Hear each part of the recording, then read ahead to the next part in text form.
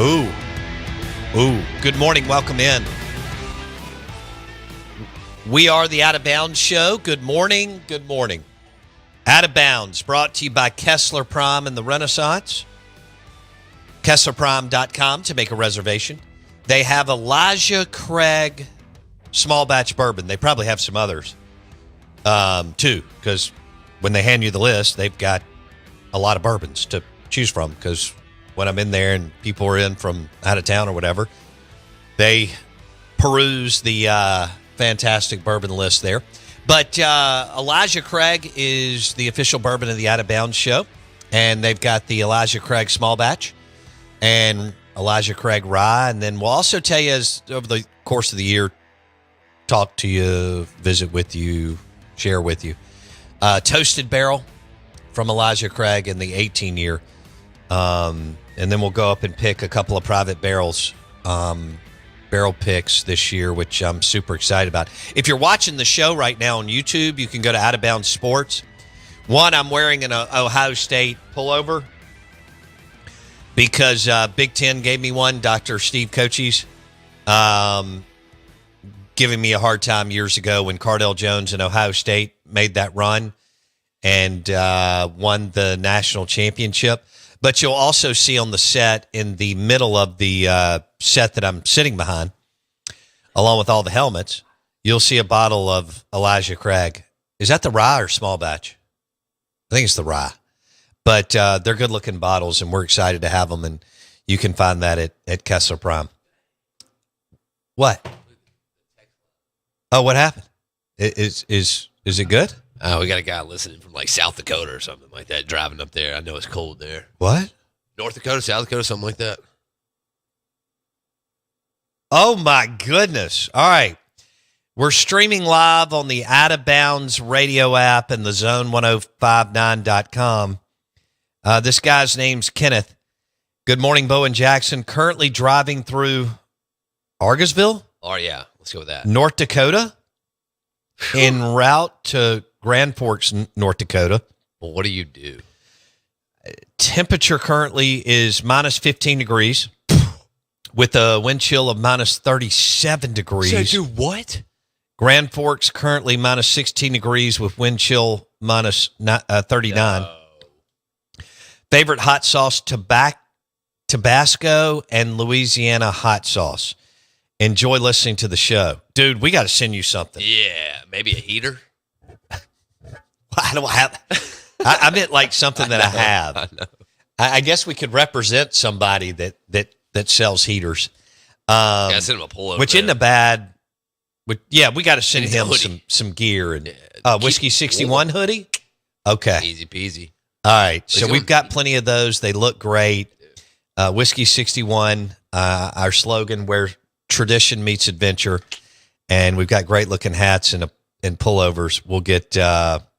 We'll get him something, and maybe even something else. I wonder if he comes back through here.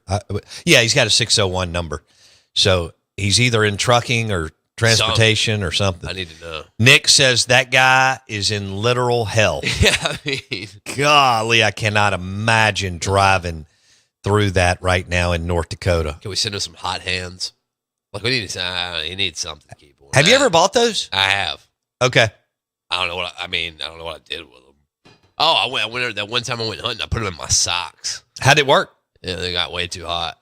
Oh, your feet got too hot? Got way too hot. It went the other way? Yeah, and then I took them off, and they got way too cold. I just didn't like that. I was all right. Get me out of there. Okay. I can shoot a gun. I'll shoot it elsewhere. Right. Yeah, there's shooting ranges. Yeah, I mean, plenty of them. There's woods. Okay. All right.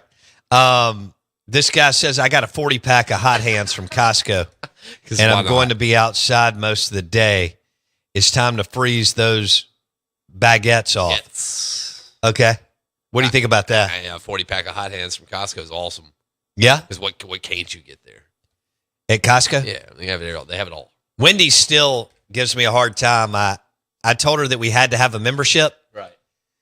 This was like 5. I went twice. You've been twice? Yeah. Well, the second time I walked in, surveyed the deal, and walked back out. Of course. That doesn't surprise you, does it? No. Yeah. I'm surprised you got a membership. I know. Well, you can get on your phone. That's right. Yeah, You don't. Yeah, You just download the app. She did the whole thing, and so I had it. I could show it to the person. But I went once. I was totally overwhelmed. Went the second time, turned around and left. I've found same. I know what I can do. Yeah, and I can't do that. Well, that's just smart of you, right? That's just efficient. Because if I'm going in there, if me and Mackenzie were to go there, I'm gonna hold her up. She's not gonna be able to get it. I mean, because you lollygag. I'm gonna look anything at it, you do, like getting out of here. Oh, dude, you'll tell me you're on your way out. 25 minutes later, you're still here. Yeah, or like you'll go down to Beagle Bagel, talk to somebody. I mean, you can get sidetracked so easily in 5 seconds, which then puts you 15 more minutes, 20 minutes, and multiply that. Yeah, yeah. 10 minutes is an hour. If I say 10 minutes, it's going to take an hour. It is. It's you run about an hour late. Right. She's caught on to that. It drives me. It would drive me crazy, but I don't have to. Right. You know that you got to get here before 7. And other than that, I can't. I'm not going to control you or try to control you. I don't want to. No, that's all. That's a full-time job. I don't want to control my kids. I want them to get up and run and do their thing. I don't want to control anybody. So, yeah. That's why I can't imagine like being a college football coach trying to, try to get 150 people going in the right direction, especially 18 to 22-year-olds. Yeah, right. But I mean, I was adding staff and assistant coaches too. But I mean, trying to get everybody going in the same direction. Good Lord. Yeah, that's a feat in itself. Yeah. I do. I mean, I see my buddies, they're all getting up at like 8, 7:30, 8 o'clock. I do feel a lot better than them. I do feel like I'm a lot better than them. That they're sleeping until 7:30? Yeah. Yeah, but I ran into some guys who knew you from going to school with you in Clinton. Ooh. And they have big boy jobs. They get up at 6 a.m. They're at their work by 7:30. They were like law. Maybe one was a CPA, one was an attorney. Those guys are grinding. Man, they ain't grinding. Not from Clinton. People from Clinton work hard. There ain't no grinders over there. No, we do. They. Yeah. No, you've been working hard lately. I have. But I'm in North. I mean, you were in a little transition. Yeah, that's right. So you weren't as busy. Right. When you got here, you were busy. And then just for a second there, you were in transition. Now they're wearing you out. Yeah, it's off to the races. Yeah. That was a good 10-year transition. Yeah. Maybe longer than that. So you like popcorn and hot sauce? It was pleasantly surprising. You were actually surprised. I don't know exactly what it did to it. It definitely added flair. Right. But I was scared it was going to be soggy. It wasn't soggy. No. I mean, you can't leave it there for 15 minutes. Sure, right. You go ahead. But I wasn't popping popcorn that is just, there's all these different kinds you can get. Some of it's got 5 pounds of butter on it. I don't want that kind of popcorn. I want just a little bit of butter with some seasoning and then some hot sauce. Yeah, dash.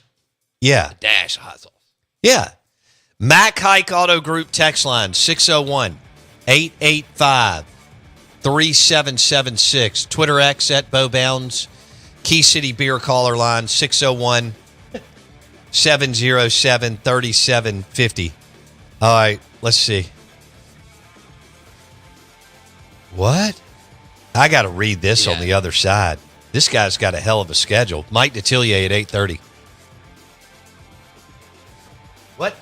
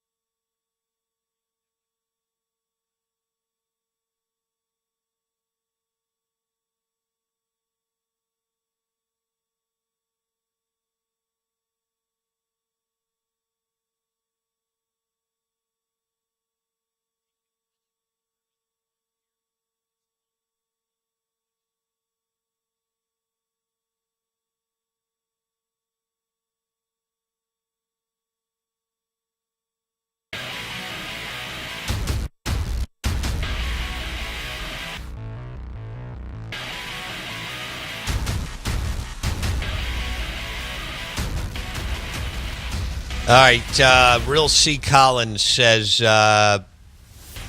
Louisiana hot sauce is his favorite. That's what we used yesterday on our popcorn for National Popcorn Day. He also said king cake is a food group. Oh, I'm not. I'm with you. Where was that? I thought that there was a text I was going to read. Now I can't find it. Too many of them. Yes. Yeah. Okay, unnamed texter. You want to talk about being a grinder? I wake up at 4 a.m., drive to Jackson and catch. What is this, Jackson? Looks like arm walls. Okay, like a boss. But he gets up at 4 a.m. and he drives to Jackson. I didn't know what he's really catching. He also says, Bo, when it comes to popcorn, I'm not like you. I want type 1 and type 2 when I slather on that butter. I don't want that much butter on my popcorn. I want it dry. A little bit of butter's fine. I drown it. No, that's terrible. Plus, that's a stomach ache. Nah. That's why I can't eat popcorn at the movie theater. Now, at home, you can, because you buy it at the store, you can buy it. I want it a little more saltier, but not as much butter. And then you throw a little hot sauce on it, and it's great. Or, like I said, a seasoning that you like. A steak seasoning. I like that. I don't know why I've never done that.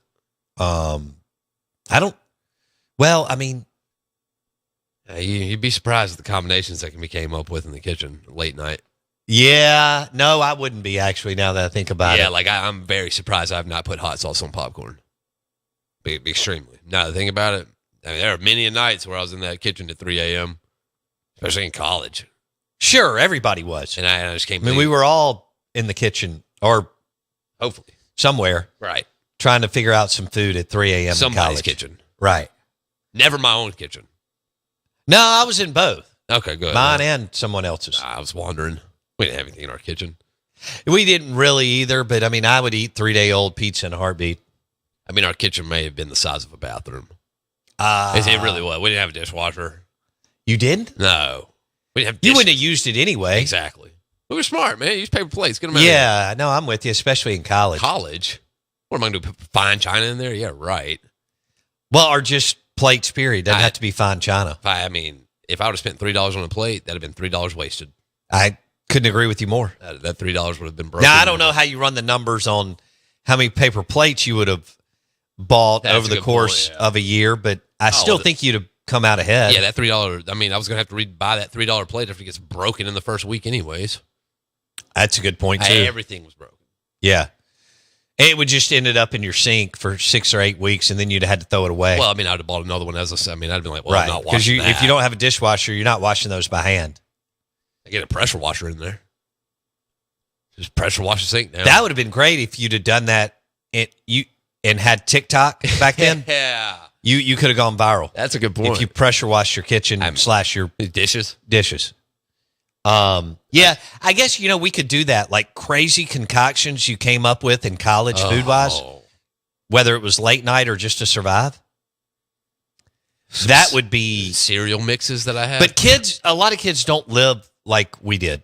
No, that's I didn't have any money in college, so I figured out how to. Now, when I was bartending, I figured out I'd have plenty of money. Right, but you don't think I didn't have parents just pouring money into my account. Yeah, but surely that's not all of them, right? Not but all. Now, you hang around some of these kids, and bread. They're not eating what are those terrible noodles that we ate? I didn't have ramen. I've never eaten ramen noodles. I've never had ramen noodles in my life. Not that I can recall. They're not good. I've had them. They can't be good, right? No. I'm surprised that you haven't. Me too. But why? The money I made in college was delegated to food. I made sure I ate. Yeah, you just ate fat. I bet you just ate Wendy's. Cappy's. Steakhouse? Man, that's a great place. That's Eric's place. Literally kept me alive. And that McAllister's. Blue Plate. That McAllister's. And Harvey's. his chicken spaghetti. Oh, it's the best. That chicken spaghetti. It's now Breakfast Club. But the chicken spaghetti at Cappy's, I think it's usually later in the week, but I'm not sure. You may have it every day. Wednesday or Thursday. But on a Thursday or a Friday, especially like this time of year when it's cold, Yeah, buddy. it doesn't get any better. I mean, they used to have it. It was Because I'm a big fan of good chicken spaghetti. right, With Rotel tomatoes because you want the kick. right. I mean, this was this was 10 years ago. That's like Ole Miss and Mississippi State basketball right now. Really good chicken spaghetti No doubt. is like Kugel and Brakefield when they're hot. Right. I mean, when you walk into a local place in Mississippi or somewhere and you get really good chicken spaghetti, you're happy. Absolutely. Your taste buds are popping. When you're watching Riley Kugel drop 21 or Brakefield drop 21, you're happy. If you combine the two. I'll tie those in. Yeah, or if you're eating chicken spaghetti while Ole Miss or Mississippi State are winning in basketball, you're really happy. And then it was $8. That included a dessert. That's awesome. Because you got a student discount for $1, so you got a free drink or a free dessert. Man, they rule. I'm telling you, I was there every single day. I probably ate there 3 times a week. You know, it's funny because Dan Mullen was from the Northeast and then lived in the Midwest and then lived in the West at Utah and then lived in Florida, which is totally transient, not the South. When he got to Starkville, he fell in love with Cappies. Did he really? How do you not? The MSU football team ordered Cappies more than anything else. That does not surprise me. Yeah. It was humming too. Ask Chris Jones I bet, what his favorite spot was in Starkville. I mean, I could go on and on. Yeah. But Dan catered from Cappies. If he did it once, he did it 400 times. I mean, it's just really good Southern soul food. So yeah, that line used to be packed out the door. Lunchtime. If you didn't get there by 11, no, you were toast. Yeah, you were toast. You had to call it in and hope for the best when you got there. Yeah. Golly, I love some good chicken spaghetti. That's good. I don't know where I'd get it here.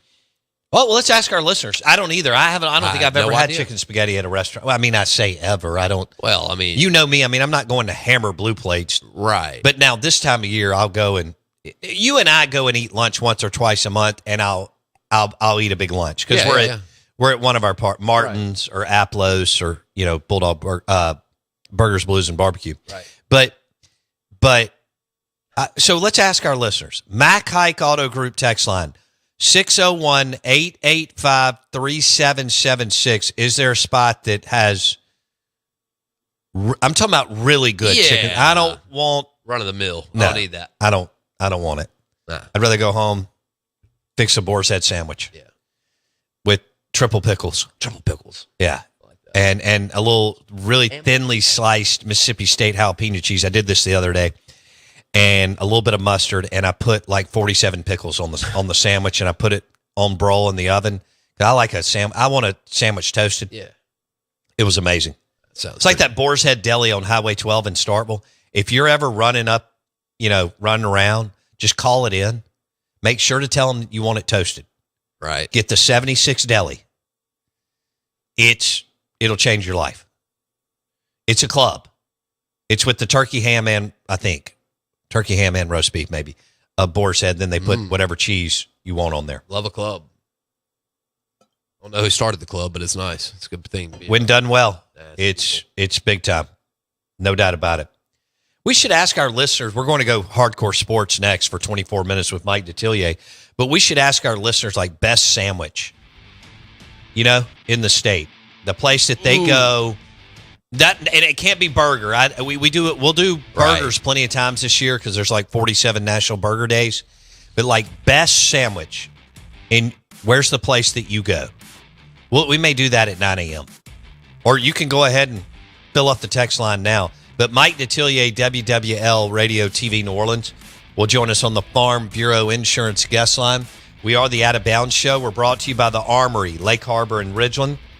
For all your firearms, optics, and suppressors, the Armory, Lake Harbor, in Ridgeland, in front of Kroger. Mike D. coming up next.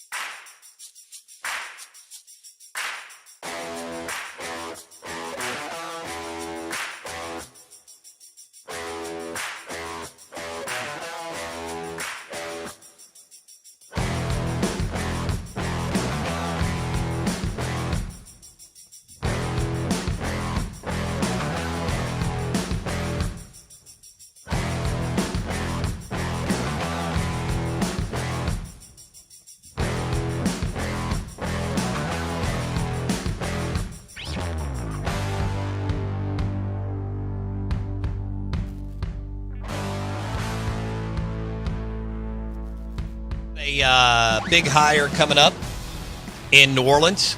Saints want to get back on track.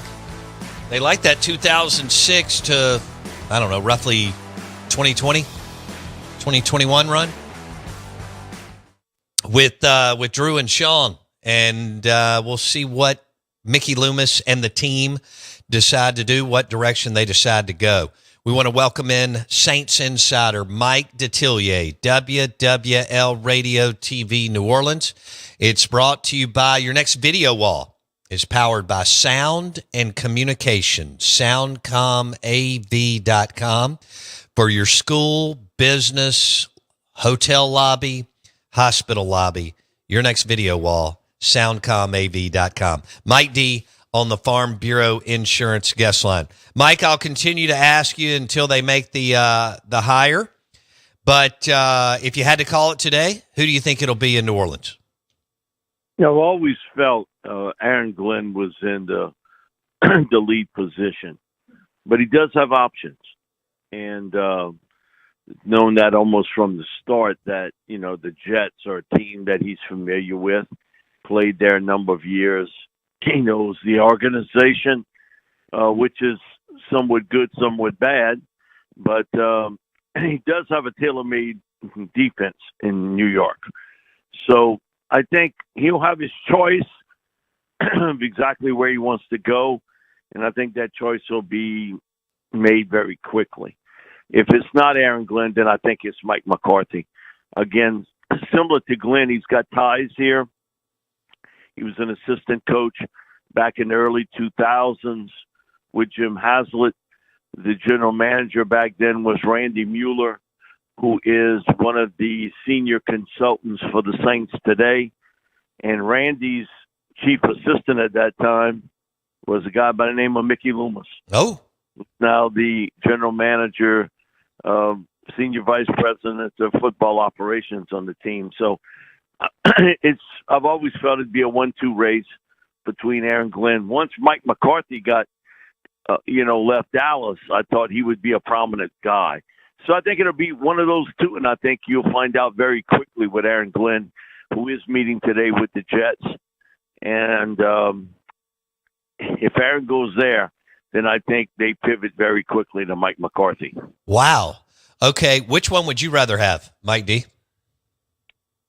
I think because of some experience, having been there, done that, it's Mike McCarthy. You look at his record, it is very similar to Sean Payton in a lot of ways. Both of them got one Super Bowl ring, and they've had a measure of success. Sean had it certainly here in New Orleans. Mike had it big time in Green Bay. And then afterwards, had success in Dallas, especially in the regular season, not so much in the postseason, but he had a lot of success in the regular season. But again, familiarity, offensive-minded coach, veteran guy who has dealt with a lot of different quarterbacks. And so he would, because of the experience part. But you remember now when Mickey decided to go with Dennis Allen, the runner-up for that job was Aaron Glenn. Oh. He was the number 2 guy.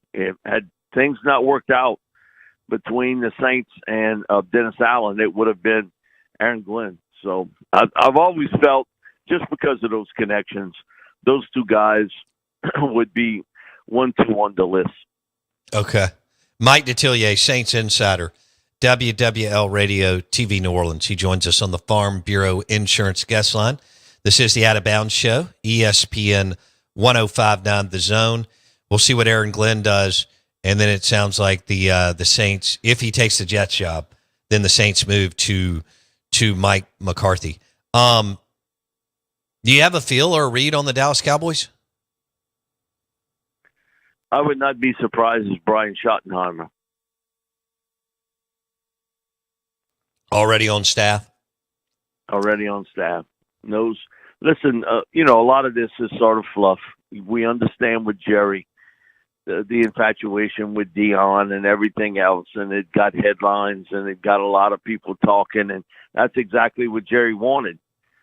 It's the drugstore cowboy deal. All hat, no talk, no cattle. I mean, that's typical Jerry. A lot of talk, no cattle. So I think he pivots to Brian Schottenheimer. He's a guy that he has talked about quite a bit, and about that he feels as though he'll be a head coach in the National Football League. He understands that this isn't a job a lot of people are standing up in line to get. They have virtually no control. Right. I mean, so my thing, what it is, it's either going to be Brian or Kellen Moore. Kellen also has had a little bit of experience in that system of understanding who's in charge. And until Jerry's not there anymore, that's going to stay. That's not changing anytime soon. And coaches in this league have talked about it quite a bit, that you go in there, you got limited amount of control. Personnel-wise, what's going to happen in the draft, free agency, who do you keep and who you're not? Because you know what? If I don't like what the coach tells me, I'm going to the boss. Yeah. There are very few places in the NFL like that. I'm going to be honest with you, Bo. Very few that can say that occurs. That, if the head coach or the GM says something, then I'm going to go to the owner of the team and he's going to straighten it out. But it's like that in Dallas. All right. So we've got, and then where do you have Ben Johnson landing? Well, Ben's going to be in Chicago. That's done. I always sort of felt that was a spot he wanted to go because a couple of reasons. One, the salary cap situation is really good. They got also, two, a really talented young quarterback on that roster. Man, they got some weapons at wide receiver and tight end. And I think they would be open to giving him a budget where he could get who he wants to run his defense, special teams, everything else. Already a lot of rumors that Ben has already been in contact with Dennis Allen. I saw that yesterday. And that he would be, and he's also reached out to Darren Rizzi, former Saints coach, who special teams coordinator. And Darren's one of the best in the business. Darren's going to have a lot of options. I wouldn't be surprised. Sean Payton makes a big play. Sean, this is a few years back, but this was in maybe his final year when he was with the Saints. He came on with us and really raved about Darren Rizzi. That he thought, because they had Mike Westphal, and, Mike was, I think, one of the premier special teams coaches of all time. But Mike was getting a little up in age. But he said, I think I have right now the best special teams coach in the NFL, in Darren Rizzi. And so I think Sean will make a hard play for him. And I think certainly Ben Johnson will too. So Darren Rizzi is going to be in a lot of demand as far as special teams coach, assistant, head coach. I think and how he handled things down the stretch and not the most ideal situation. Rizzi's going to be in big, not as a head coach, but as an assistant coach, special teams guy. So, man, Ben Johnson seemingly has a bit of an open checkbook in Chicago to spend what he's got to spend to bring in the people that can help him. His expertise is on offense, and so he's going to hire an experienced defensive coach to come in here to run on the defensive side, the football, and on special teams. Over $13 million per year for Ben Johnson as a brand new coach. I think Jerry Jones was paying Mike McCarthy around $5 million a year. Mike D. Yeah, it was in that range. And remember last year, the Commanders were going to go to 10 route with Ben, and he turned it down. He told them, "Don't even make the trip here. I'm not interested." Now, if he'd have known how good Jaden Daniels would have been, I think he'd have hopped that plane himself and went to Washington. No and question. talked to Josh Harris about that. But again, I think he didn't feel comfortable in that position in Washington. You think about what has happened in 365 days. This is a total change. You didn't know anything about the owner, didn't know anything about the new general manager. You did have the second overall pick in the draft, and you sort of knew who you were going to get at that spot, that it was going to be Jaden. But I don't think anybody would have thought, as big a fan as I am of Jaden, I did not think he would play as well as he did this year. I mean, even I'm surprised because having watched him, I knew he would have success. But to have this much success this early, remarkable for Jaden. Because, again, I've said this before to you, even before the season started, he's the coolest cat out there. Everybody else, might be caught in the vortex of the tornado. He's not. I mean, I got it. Don't worry about it. I mean, he's got that inner calmness about him when everything is breaking around him. That is remarkable to watch. And now I think, the whole world gets to see just how calm and cool and poised he is. And nothing seems to really sort of fluster him. And he works his butt off. Okay, he makes it look easy, but I know how much work he puts in. And Coach Kelly told me this a couple different times on shows he's done with us. He's like, I go into the office at 5:30 in the morning, and he's been there already half an hour, 45 minutes. I got to run him out because he is watching film, studying tendencies. He's got that Jack Ferrucci basically got that virtual deal that he goes through to make his mind speed up of what he sees out on the field. And he really worked at that tremendously well in the off season. He would go on his own and work out if it was with Brian Thomas Jr., if it was with Mason Taylor, Malik Neighbors, you name it. He was, he sort of took that on his own. Not a lot of guys, in their 20s puts that type of effort into it. He does. Because he knows how good he is, and he knows how good he can get. Wow. Mike Detillier, NFL Insider, WWL Radio on the Farm Bureau Insurance guest line. How difficult will it be for Dan Campbell? He's been great with the Detroit Lions, but losing Ben Johnson and Aaron Glenn as coordinators. Mike D. Yeah, it's going to be a tough one because players are 1A and always will be for success. It's always about talent. We saw that on display last night with Ohio State and Notre Dame. Damn right. Just the talent level difference is pretty gappy. But coaching and coaches is part B, 1B, and having good assistant coaches is a must in National Football League, and they're going to take a step back. That next coordinator is not going to be as good as Ben Johnson. Their next defensive coordinator is not going to be as good as Aaron Glenn.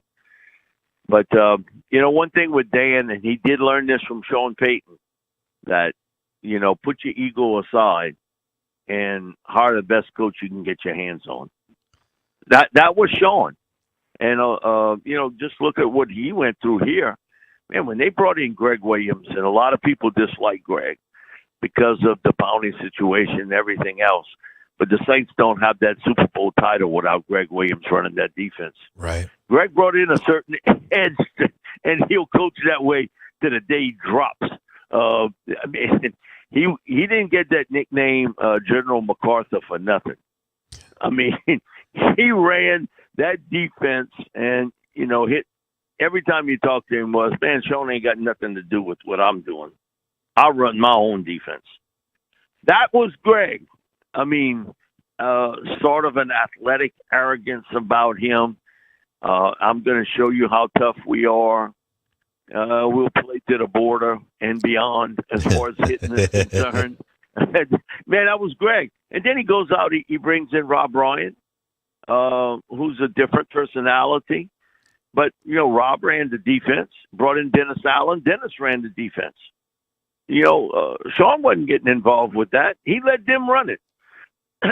I think maybe early in the regime with Gary Gibbs, I think he kind of stuck his nose a little bit in it. But after that, I know he didn't do it with Greg and Williams and Ryan and Allen. No, I think he learned his lesson, but one of the things he'd always preach was about get your hands on the best assistant coaches. Because if you got talent, they can bring out the best in a player. And he said a lot of times, I think assistant coaches get hired because they're buddies and pals, not because they're the best coach. You know what? He's right. Mm-hmm. I think we saw a little bit of that toward the end with Coach O and LSU. He was hiring buddies and pals. That's a great point. Wasn't hiring the best people out there. He was hiring people that, he felt comfortable with. And sometimes I think in life you got to put yourself in a position where you're not super comfortable. Right. Mike Detillier on the Out of Bounds show. Let's go to LSU, number 1 portal class. There's pressure on Brian Kelly. Like you said, he's not going anywhere because of his insane contract. But there's a lot of pressure on Hugh Freeze and even more on Freeze. But pressure on Brian Kelly. Give them credit. They're number 1 in the transfer portal, and they knocked down the number 8 class in high school. Are you cautiously optimistic that they can put this thing together and at least make a run for the college football playoff in 2025? Yeah, and a big part of that is the one guy you didn't bring up, the biggest recruit they got, Garrett Nussmeier. Yeah. Okay.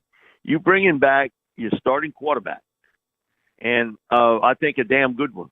I think Garrett's a really good starting quarterback. I agree.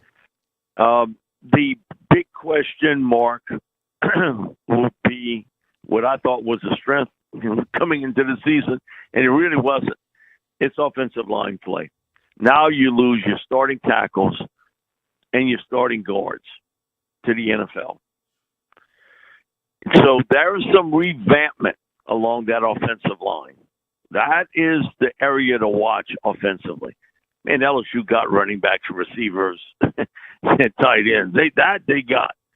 But, you bring back the biggest cog, and that being Garrett Nussmeier. But you got to rebuild your offensive line. They were not a real physical offensive line last year. But, man, you got a lot of young talent there. How quickly it blends. Brad Davis has got a big job up front along that offensive line. But they did bring in 2 starters from the transfer portal, a starting center and a starting either right guard or right tackle in Josh Thompson from Northwestern. And he has started at both right guard, right tackle at Northwestern. So that's the big question mark. Defensively, I think they will be much better in the secondary. They got a lot of speed and athleticism at linebacker. They're starting to accumulate the numbers up front along the defensive line.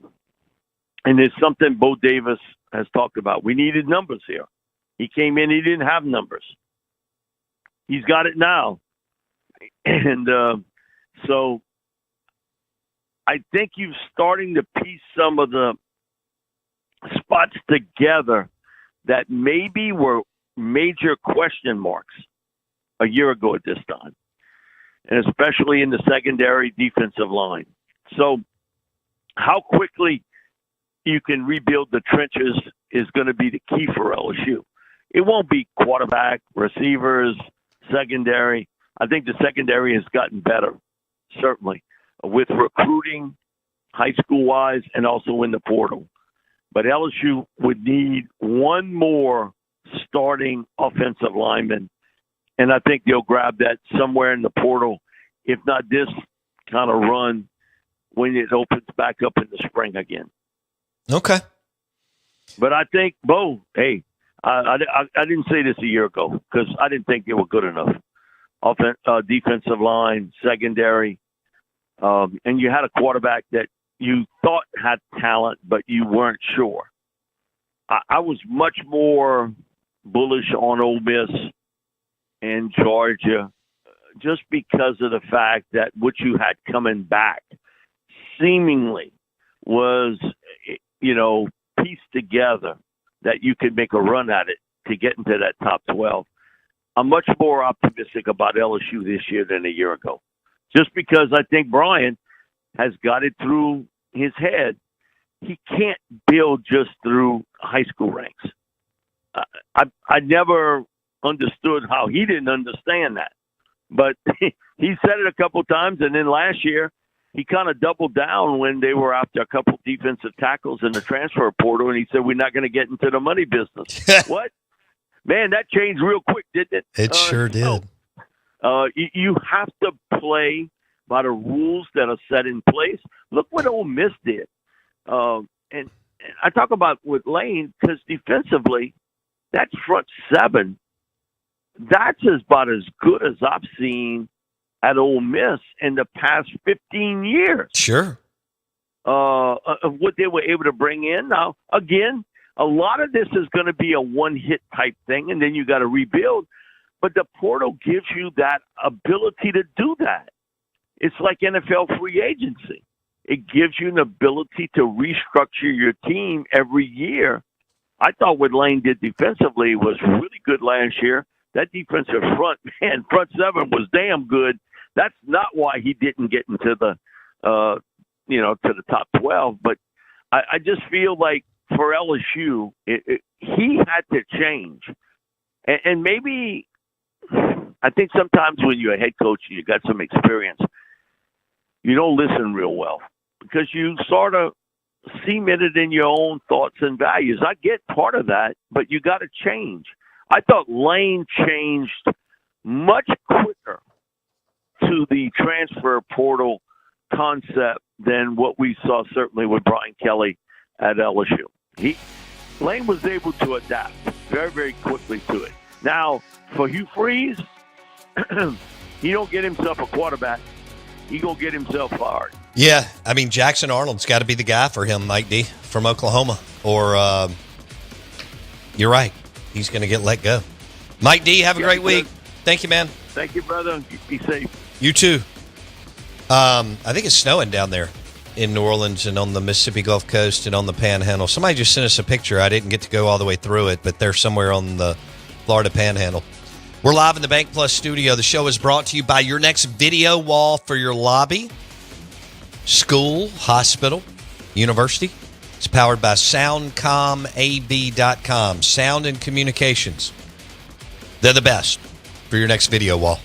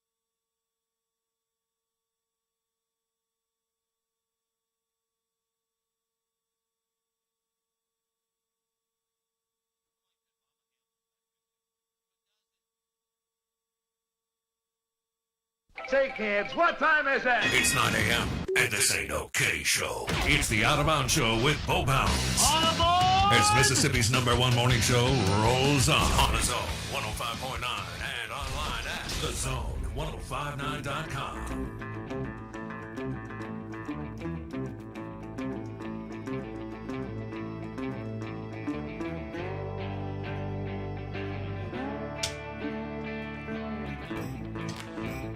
Good morning.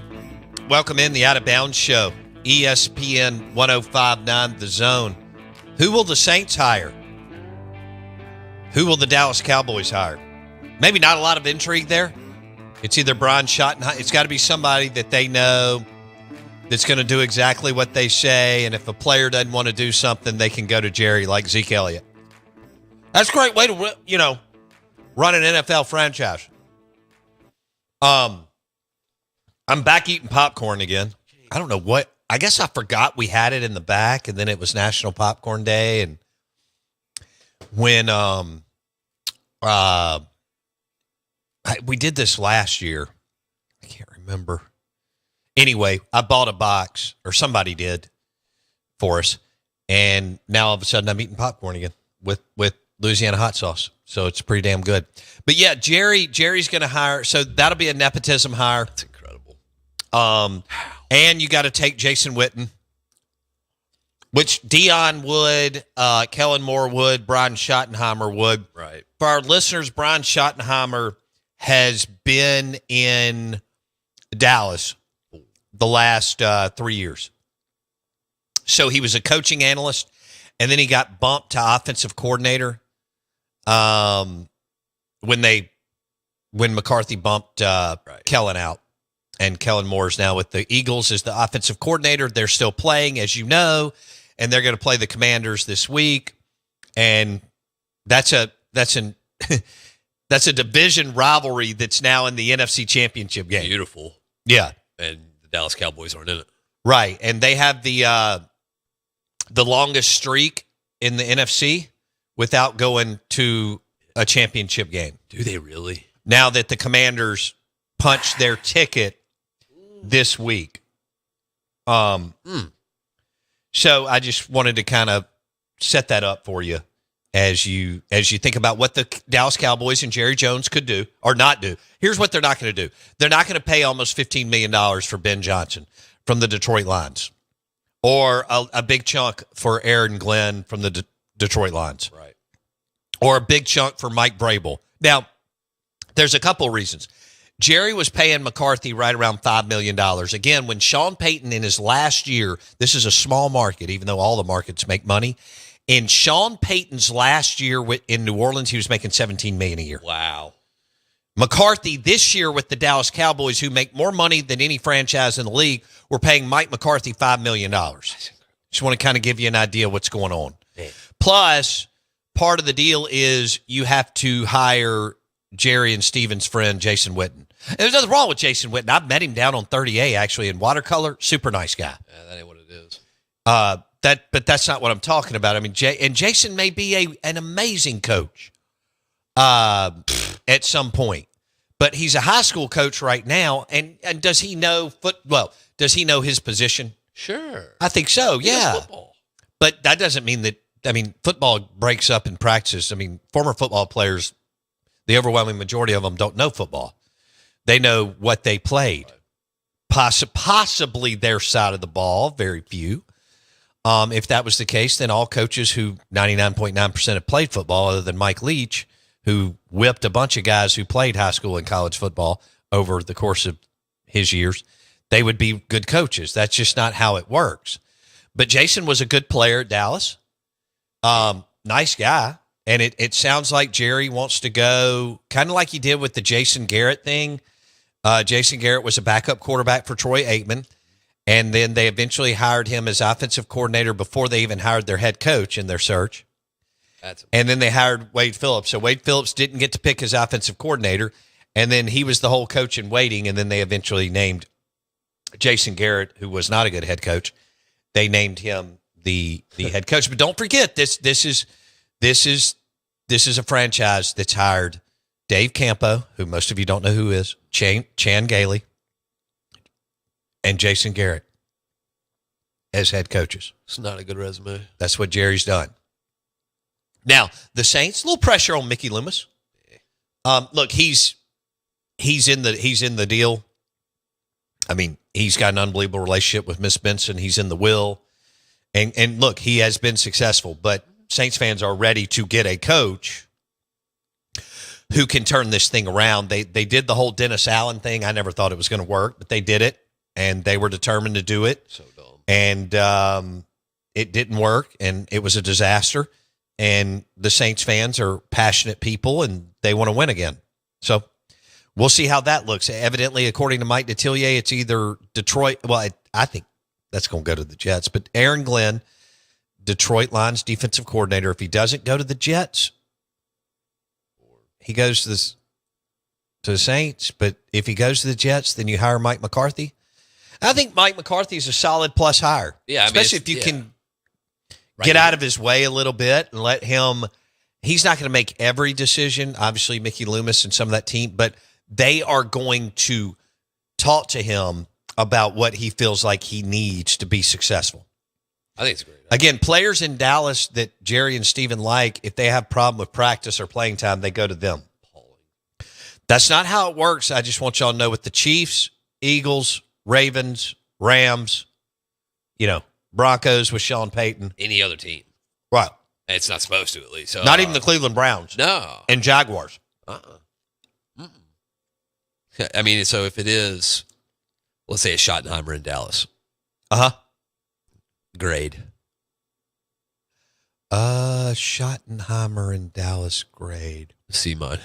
Yeah, I think that's fair. I mean, I hate. This is what it is. It may work, but the odds are it will not. McCarthy and nothing's worked post Jimmy Johnson, right. So I don't know why things would change. Schottenheimer graduated from Florida in '97, so he was there when Spurrier was there. Yeah, he's got the last name. His dad was Marty Schottenheimer. Should have never been let go from the San Diego Chargers when he went 14-2 or whatever it was that year. Yeah, he smoked him. Yeah, and he took Kansas City Chiefs to the playoffs a bunch. Right.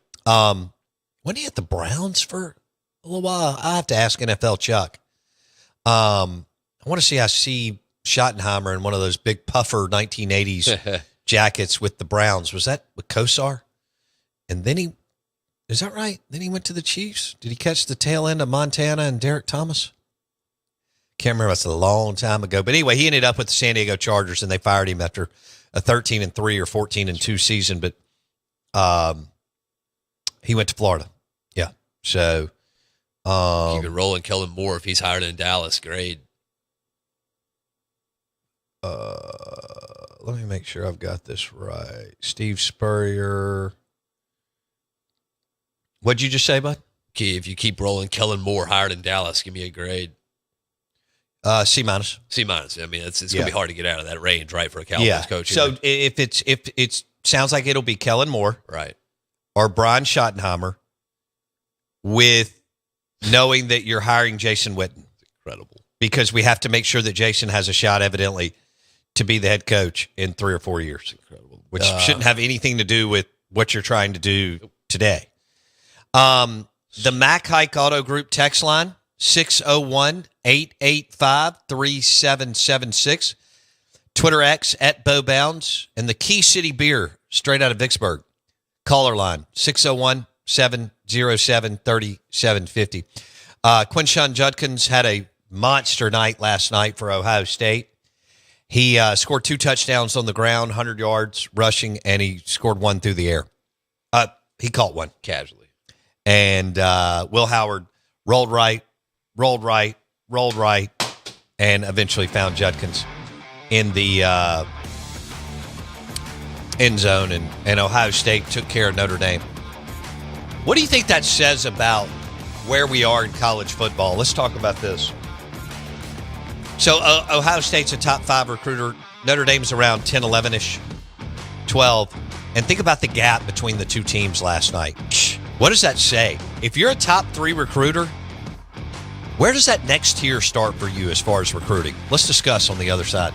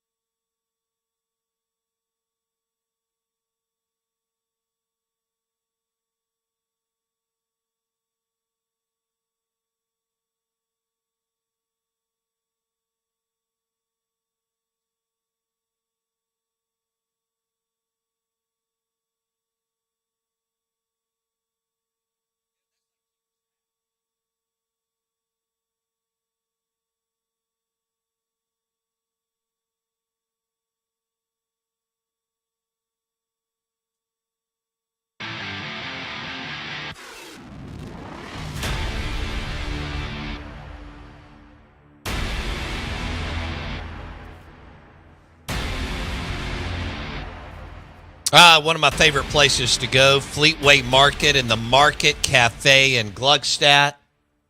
They serve breakfast and lunch. They've got the grab and go.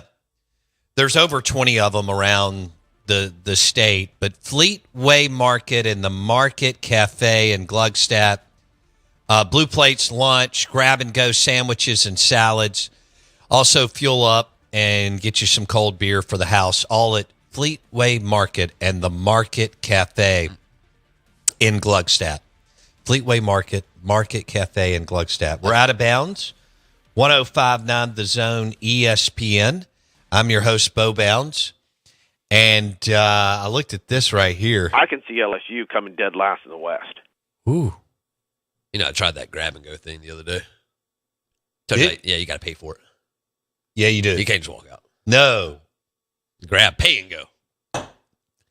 Yeah, I don't want you getting in trouble. Me either. So Been there. let's make sure you do that. I think that's in my past now. Right. Right. That's no. War Eagle Rich on the Mac Hike Auto Group text line. I joined Jackson's Flat Tire Club this morning. Oh, man. Only difference is I took mine off, took the nail out, plugged it in the freezing cold. I don't steal my wife's car. Ooh, that's Hold pretty on, good. Whoa. What do you think I did the other day? You stole Mackenzie's car. Well, I had to. That was different. But I plugged it up in the cold. Well, my buddy plugged it up, but I was out there in the cold. The last thing I need to do is touch anything that deals with anything like that. Now, you Pay somebody to do that. You drop Oh, my God. whatever's in your lap and everything every single segment. Mm-hmm. I don't know what it is. That was the mouse yesterday, last segment. Okay. I don't know. I don't get it. But the last thing I'm doing is getting up under a hood of a car or getting under a car. No, I'm not. Nah. I'm not doing that either.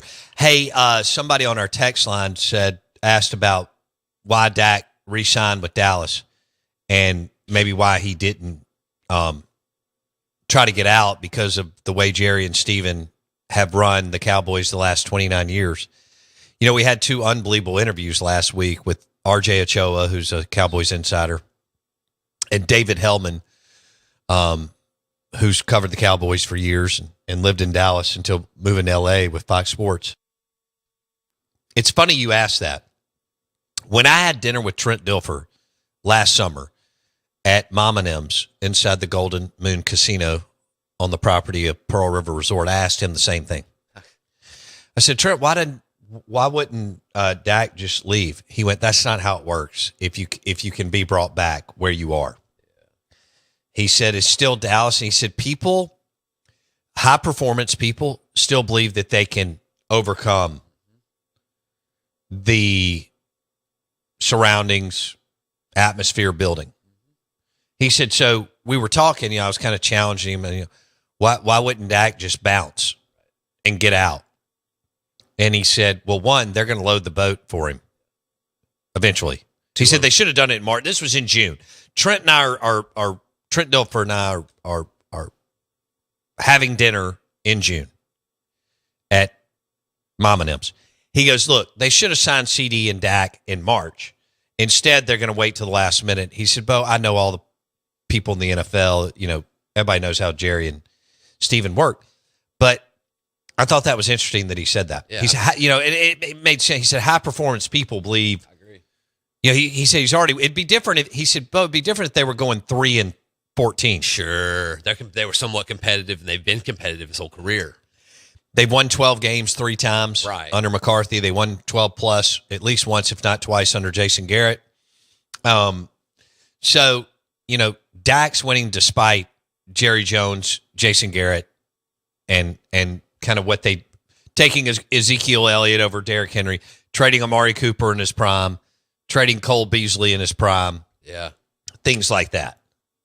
Yeah, Dilfer's right, though, man. I mean, I vividly remember those days when you got to put the team on your back. You did that. You got to put them on your back, man. Someday you got. Do you feel like, the weight, as many people as you have to carry? Huh? Man, good Lord. Back hurts, man. Yeah. It's all good, though. Somebody's got to carry them. They're like below Vanderbilt. They're like Mendoza line quality. God, you can't even say that about Vandy anymore. That's right. Who's that? Who's that now? Oh, no. But Yeah. this is the team in Starkville. Yeah, it is. We'll switch gears. People, Mississippi State's done a really good job in the transfer portal. It's really gonna be, and you hope you win. All right, you're right. You hope you find a way to 5 wins, and maybe miraculously with that schedule. If you had some other team's schedule, I would think you could get to 5. But maybe you can get to 6. That would just be insane. But I think for Mississippi State fans, there's cautious optimism, which there should be. And the flip side is, what if you did enough in the portal to win, but you don't have the coaching to win? Ooh, Lord.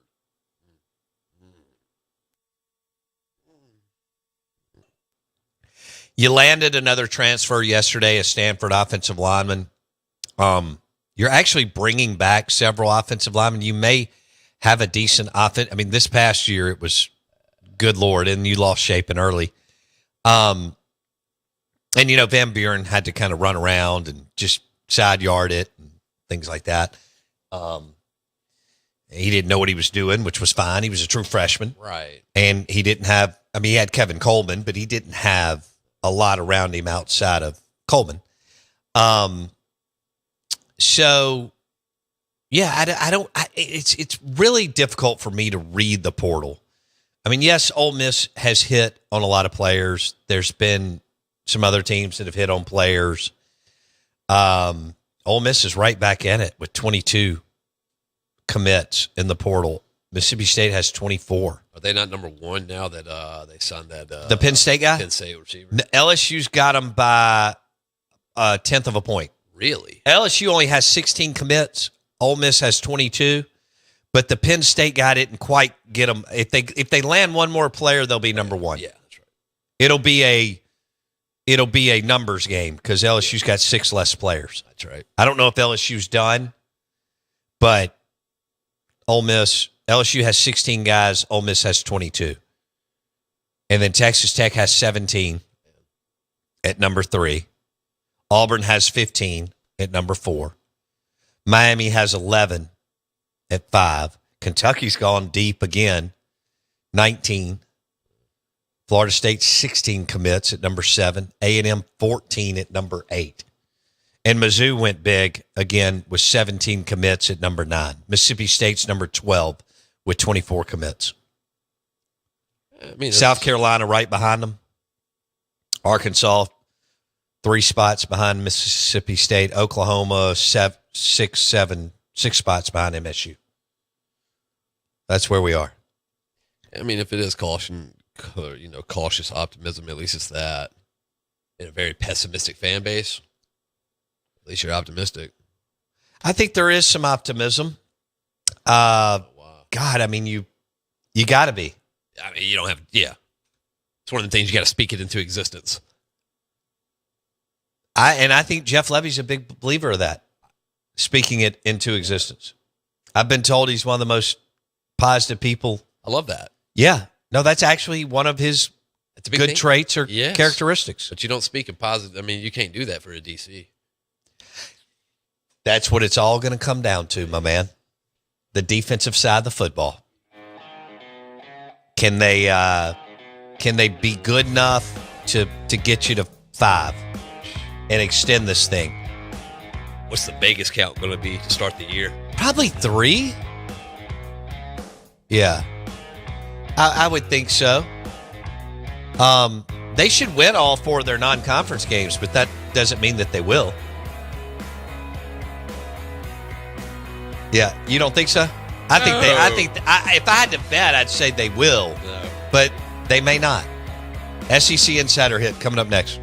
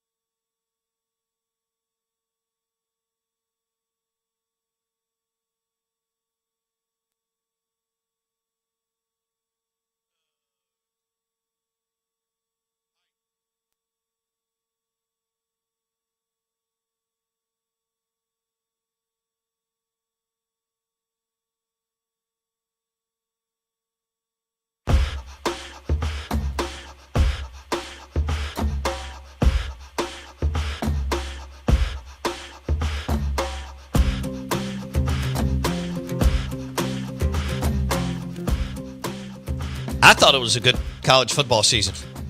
I enjoyed it. Some unbelievable games. Thought the playoffs were fun.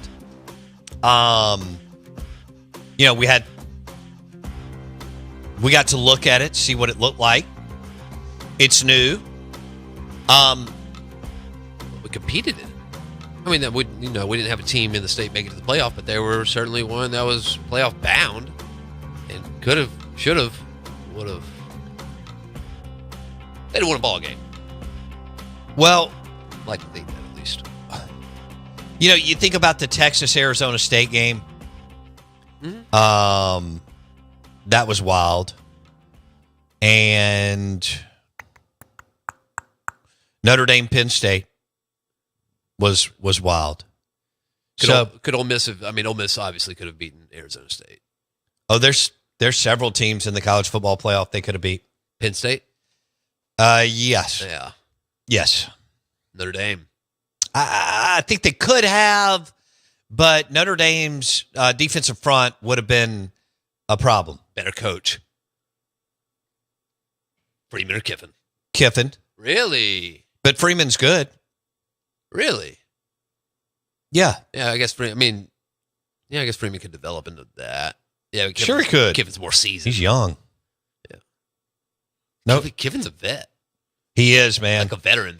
He's not even 50 years old, but because he got the, take the Raiders out, but because he got the Tennessee job so early and then Southern Cal job so early, and then eventually at Florida Atlantic, and, now he's been at Ole Miss since 2020. Wow. This is 6th year. This will be his 6th year in Oxford. That's wild. And Ole Miss is lucky that, kind of his immaturity and antics on social media have allowed him to stay because he is so damn good. Right. There are a lot of athletic directors that just are not going to do that. They're not. Nope. We are the SEC Insider Hit this morning, and we're brought to you by Fleetway Market and the Market Cafe in Gluckstadt. Wonderful food. I mean, they've got a full-blown cafe restaurant, but they've got grab-and-go food. So in the morning, you can grab a breakfast biscuit, starting here soon. And, you can grab salads and sandwiches and chicken sandwiches and barbecue sandwiches and other things. And, of course, you can get fuel and everything else. That's Fleetway Market and the Market Cafe in Gluckstadt. We need to give away some ribs from Fleetway Market and the Market, or like kind of a weekend, care package. Yeah. I'm gonna have to tax that. Like, if you get 10 ribs, I'm getting one, right? Oh, yeah. I gotta get my cut. No question about it. ESPN 105.9 The Zone. Yes, Ole Miss could have won possibly one or two college football playoff games. I don't think that they had the team to go all the way. I think we thought there was a possibility during the offseason, but watching them play, they were a good team. Right.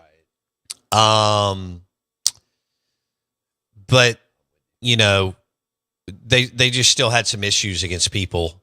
They got physical with them when they were playing offense, and Notre Dame could have gotten physical with them. Oregon, Ohio State, possibly Texas. They didn't play Texas in the regular season. Obviously, they beat Georgia. Who knows what a rematch would have looked like? But Georgia never really. I mean, they went to the SEC championship game. They never played their best football all year. And they just weren't as good. No, they weren't. I mean, that's just the bottom line. They were not in the top 20 in offensive or defensive scoring efficiency. And there's a difference when they were finishing first and third in it. Texas, that would have been an interesting matchup. It would have been. Sark I think there'll be a lot of what might have been for Sark losing to Ohio State. Okay, yeah. I thought you were about to say we're not going to Arch. That too. Really? Well, I mean, yeah. I think I don't know if we'll. We won't ever know. Sure. And I know how we always love the backup. Always. But and his name's he Manny. did play for a couple of games during the season when Quinn Ewers got knocked out. mean, he wasn't great against Mississippi State. No. Mississippi State wasn't. I mean, that was the worst defense that MSU defense was. What'd they finish? 106 something. I mean, good Lord have mercy. I feel like I could go drive around for 2 days and get I mean, especially in the Sun Belt, but the athletes between Dallas and Atlanta and everywhere in between. I think I could go get a number 80 defense damn near every year. You know, I mean, that just shouldn't. But yeah, I don't know. No, seriously. I know it's not that easy. I mean, but is it not? How's it? I mean, is it 106 really or 108? I'll have to go back and look.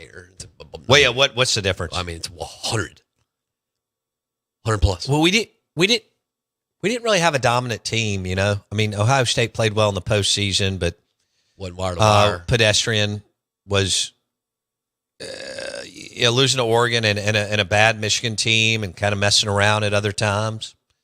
I think this is just what we'll see going forward. The talent is spread out and the depth will never be there again. We did mention that Ohio State may be the last super loaded team. Georgia and Bama and LSU were not. And they retained all their players, most of them, added a couple of pieces like Judkins and Downs. Caleb Downs. And, and that's all you have to do at Ohio State. You just have to add Well, I mean, look, now, to be 3 fair, or 4 dudes. Yeah, but they did bring in a starting quarterback, a starting running back, a starting DB, a starting center. I mean, the pieces were, sure, very few, but they were very, very important pieces. Good point. Although Will Howard was serviceable. Yeah, I mean, No, he's better it's than not that. like he was He's better than electric, Didn't have, well, but he didn't have to be. and we I mean, talked about, how would you describe if you threw Will Howard on a team that has to play uphill? I don't think that's a good deal. Right. I mean, he played well at Kansas State. Sure. He's big. He's physical. He's smart. He took care of the football. He's what they needed. That's why I told you he looked like an Alabama quarterback. He looked like a He game. kind of looked like a Mac Jones, I guess, or Just a game manager. Make sure you don't make a bunch of mistakes, and let's get on down the road. give him credit. Oh yeah, Give him credit. He did exactly what he needed to do last night. precisely. And If you could have gone into the game saying, "Hey, bud, you're going to complete 70+% of your passes, or get a couple tutties, and we're going to get out of here with a win," he's taking that. I mean, 17-21. he'll always be a national championship That's a fact. quarterback in Columbus, Ohio. Fact. He should not struggle ever getting a job. I mean, you got to take advantage of that. right. I mean, it was 231 through the air, super efficient. He did exactly what Chip Kelly wanted him to do. And then he hurt Notre Dame a couple of times situationally down in distance where he tucked it and ran. Chip Kelly's game plan was executed perfectly. Oh, Chip bless. was fantastic. I mean, They got embarrassed the last game of the season, and they got in the room and tweaked some things and they got in the lab. give them credit what they did. Will Howard, Jeremiah Smith, Quinshon Judkins, and Travion Henderson, among others. Man, they're so lucky to have Chip. Any good? Yeah, they don't win that. Obviously, they don't win that without him. No, not a chance. I mean, He's just a phenomenal play caller. well, he's Special. smart. And the fact that, hey, I'm not a head coach. I don't want to be a head coach. What did they call him? The New Hampshire Mafia, or it was he and Mullen and the guy who went through LSU for a minute under Miles, and Les wouldn't let him do what he wanted to do, but he had also been in the NFL. It was either New Hampshire or one of those little states up there in New England. Yep. New Hampshire Mafia. It's him. And you're referring to Gary Crowton. Yeah. The Winnipeg Blue Bombers offensive coordinator. What? Is he up there with Machine Gun Kelly? Was. Is that where he's at? Chad Kelly won the That's right. He won the Grey Cup a couple of years. I don't know if he's won another one since. I want to say they may have gone back. I didn't follow if they won it. But Kelly took over maybe late in the year and won a Grey Cup, and I'm not sure. Man, time flies. He's already getting up there. I can't believe It's like Dak. He's Dak's 30 years 32. old. Yeah. Chad's probably 30. Is he? Yeah. God, I feel like I was That'd be just 31. watching both of them yesterday in the maroon and white, red and blue. One's 32, one's 30. What? Good Lord, I didn't realize he started at Clemson in 2012. Yeah. That's where he got in trouble, Right. and went to well, didn't he go to East Mississippi He went like to Bo Wallace? EMCC. Yeah, Hugh went back to back. Bo Wallace, Chad Kelly, Buddy Stevens, what a man. Buddy Stevens, That man. dude wins. He wins on Netflix, He's my favorite person of all time in the state. and he wins on the football. I guess I don't even know if they still win. I don't keep up with it, but I should maybe. Well, no, I've only got so much bandwidth, so people can just feed me Mississippi junior college football nuggets on the Mac Hike Auto Group text line. 601 885 3776. Johnny Rebs, listen, he said, oh, no, I didn't realize that. Bo, this is from Johnny Reb. Bo, Google the video of Chad Kelly breaking his leg in a game a couple of months ago. It's great. I can't watch that stuff. He did return to practice. Oh, good. So he's back practicing. Thank God. So hopefully, because I think we just went a little overboard. It's not like he's 56. At 30, he's still got several more years to play. He can play 7 and or he's 8. super athletic. Yeah. Just like Dak's got a good 5 left to play at 30. With the way these guys take care of themselves now and train all the time, you're seeing kind of like Stafford. I mean, Stafford looked fine this year. Yeah, 30. man. Well, I don't know what he is. 37. Yeah. Guy was dropping absolute dimes and throwing darts. Yeah, and then they had the audacity to ask that man if he thought he had it left in him. Well, he had a good year. Are you kidding me? Of course he can come back and play at a high level. Are you kidding me? I can't stand that. But But he's talking about, he may retire. Well, it's up to, hey, he's made 150, 200 million bucks and Done it. he won a Super Bowl, and it'll be up to he and his wife. But no, I can't watch that though. I hope he's okay though. This is Robert M. When is the next time Roll Tide Fowler is scheduled to be on to update us with the latest coming out of T-Town? I think you have an awesome connection and conversation. We do, man. I need to get him on. We'll text him tomorrow. I did not. He asked me to come on Friday, and I didn't do it. I was running around doing something, and where was I? I was coming back from Crystal Sky in Louisville, and then I went somewhere. Anyway, that's that. Buddy Stevens and them last won the national championship in 2018. So 7 years. 7 years. They won 6 years. They won the national championship that year with a score of 10-9. In the Natty game? In the Natty. Very un-EMCC like. Usually they light it up for 50. Man, it's hard to continue to do that. 10-9. He's won a lot. Hey, do we have the Ron Rosillo, Matt Leinart? All right, so Rosillo's got a podcast. Matt Leinart was an unbelievable quarterback at Southern Cal, and he knows Lane Kiffin. And they were talking about Lane, and I thought this was pretty funny. You're listening to ESPN 105.9 The Zone. We're streaming live on the Out of Bounds radio app and thezone1059.com. The show is brought to you by Sound and Communications for your next video wall. SoundcomAV.com. SoundcomAV.com. Hospitals, universities, law firms, lobbies. Your next video wall powered by Sound and Communications. SoundcomAV.com. Lunch today brought to you by Burgers, Blues, and Barbecue. They've got blue plates. Dogwood, Flowwood. Burgers, Blues, Barbecue, B3, Dogwood, Flowwood. They've got blue plates. Smash attack. And you know what's underrated for them? Their ribs and their smoked brisket. Very, very, very underrated at Burgers, Blues, Barbecue, Dogwood, Flowwood. Go ahead and load up. Order for the office. They deserve it. You deserve it. And they'll love you for it. B3, Dogwood, Flowwood. It's on the south side of Lakeland. Yeah. South side. This is Ron Russillo and Matt Leinart, who they both know Kiffin, talking about Kiffin.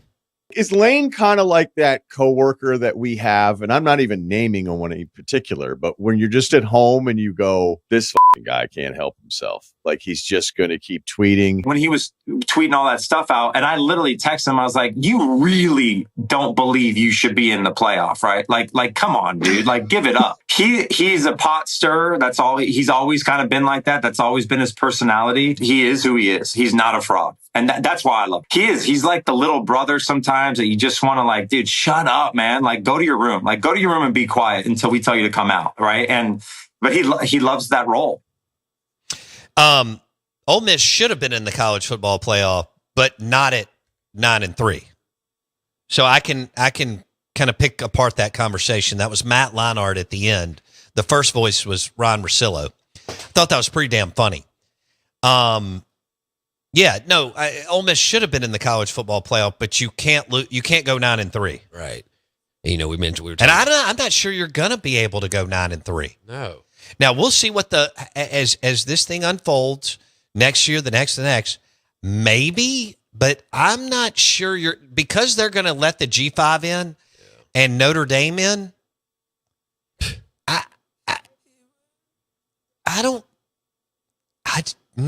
Maybe once every 6 years, but I think you're going to have to go 10-2.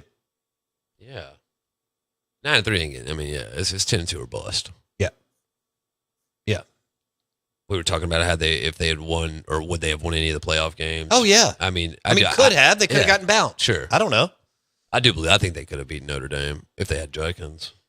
Well, they didn't have Judkins. I mean, Judkins, that physicality was, it's missed.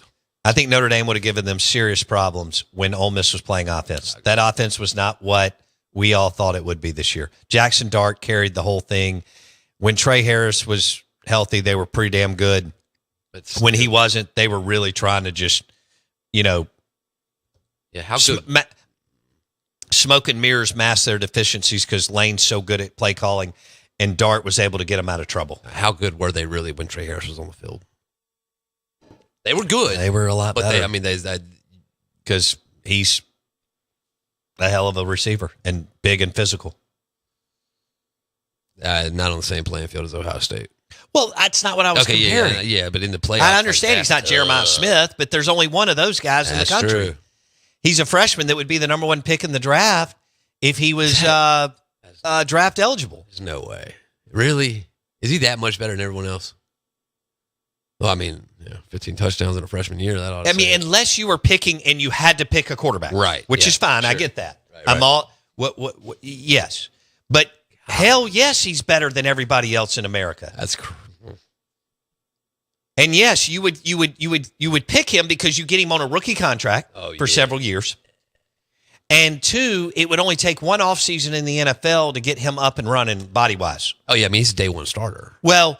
Let's just say he had a solid year his first year as a rookie. Right. Year two? But watch out. On. Yeah, look out. Yeah. On. I don't even know what Jeremiah Smith is going to do to people this year. 20 touchdowns. Who's going to cover that? You already see the secondaries in college football. They can't cover. No. It's hard. I mean, it's very hard to cover They anybody. pulled him out of Miami Gardens, Florida. That's where I've always been. That's how big a brand. Ohio State is still able to ask a kid to fly into Atlanta, change plane, and fly into Columbus. Now, it's not that bad this day and age usually. Now, weather right now, who knows? But they're able to get kids out of Miami and Tampa to fly to Atlanta and fly to Columbus because they're Ohio State. Do they do that by themselves? Or are they allowed to, bring somebody with them? Oh, this day and age, he could bring 8 buddies with him, cool. or 8 family members. That's tight. Hell, this day and age, you can send a King Air or even something up from that and fly him straight in if you want to. Speaking on that. And I mean, he could write that in his contract going forward. Hey, right. I get direct flight, I get private flight access 3 times a year, to not counting I'll be making, I mean, I would I'm assuming he's a $750,000 a He's year gotta be, player, that's what- if yeah. not more. So he's making $60,000 to $80,000 a month, which means he can do what he wants anyway. Sure. He can fly first class from Columbus to Atlanta and Atlanta to Miami, which is not that far in the grand scheme of things. An hour and change to Atlanta and an hour and a half down to Miami. But the point is, he can actually write, his agent, if he's savvy enough, can write into his contract that I get chartered private flights 3 times a year to go see mom. What I mean, seriously though, what could he demand in IL wise? Well, let's just say he says, all right, I want $1 million. You got to pay it. You got to pay him. Yeah, so that's $80,000 a month, and flight stuff and a car, which they can say that doesn't count. Mm-hmm. Or when you got $1 million, $80,000 a month, you can buy whatever you want. And maybe deed 10% of the school to him. Maybe 30 acres in Columbus. 6'3", 250-pound freshman Jeremiah Smith, who can't go to the NFL. Yeah. Which Why? I still think that's illegal. Is it not? But I'm not an attorney. In this day and age, I'm surprised they hadn't tried it yet. Like Pavia tried the whole JUCO deal and won. You don't want to be a landmark-setting case. But it's on the NFL side. So see, then I don't know how that. Okay, yeah. I don't know how that works. It's not Ohio State that's stopping him from going to the NFL. Okay. But I still don't understand, because the NBA is the one that allows guys to. Right. Still should be out of high school. I mean, There's school. not many. It would be a bad deal for most. Right. But if you can do it. Most need minimum of 1. Sure. He's an outlier. Even these unbelievable defensive linemen and edge rushers and so on need usually at least 1, but 2 minimum. Yeah. Before going and playing these grown men that you see on TV, because anybody can be embarrassed in the NFL. And these are grown men that have 3 years, 5 years, 6 years, 7 years of maturity and body on you. And they are hitting. But he would be the number 1 pick. That's crazy.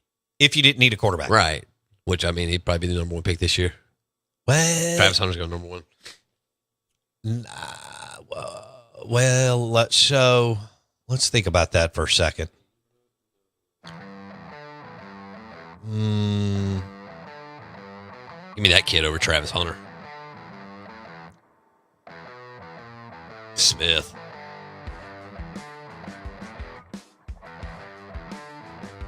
Cam Ward He's is good. going to go as the first QB. Yeah. My number 2 or number 3? I don't know if it's guaranteed on your Travis Hunter thing. Oh, come on. We'll see. They're going to fall in love with him for some reason. Oh, I think he's great. There's any number of 2 or 3 or 4 guys that you could pick. But we'll see. That was a good show. Fun show today. Thanks for hanging out with us. Be safe. Mike Detillier just sent us snow pictures. It was crazy what's going on in New Orleans. I couldn't even see his house. And then the shots from WWL Radio downtown was nuts. See you tomorrow.